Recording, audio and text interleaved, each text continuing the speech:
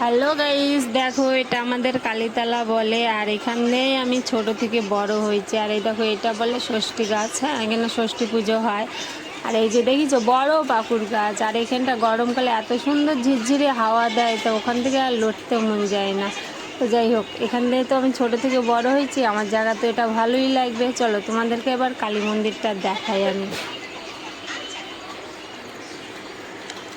এই হলো আমাদের কালী মন্দির। আর কালী মন্দিরটা বহুত পুরাতন মন্দির। আর এখানে জানো তো কালী পুজো হয় না, এমনি এটা ভিত পুজো হয়, মানে থান পুজো হয়। এটা হলো থান পুজো হয়। পাশে আর একটা বড় মন্দির আছে। চলো তোমাদেরকে এবার বড় মন্দিরটা দেখায়। এই যে ভাই, এটা হলো বড় মন্দির। আর এইখানটায় হয় জানো, লক্ষ্মী পুজো হয়, আর কালী পুজো হয়, সরস্বতী পুজো হয়, আর শিব পুজো হয়। চৈত্র মাসে শিব পুজো হয়। আর এই যে ফাঁকা জায়গাটা দেখছো, এই ফাঁকা জায়গাটাই হলো আষাঢ় মাসে নামযজ্ঞ হয়। তো নামযজ্ঞ তোমরা সবাই শুনতে এসো। টাটা বন্ধুরা, কেমন লাগলো আমাকে অবশ্যই কমেন্ট করে জানাইও। আর যদি তোমাদের ভালো লেগে থাকে তো একটা লাইক আর একটা শেয়ার অবশ্যই করো।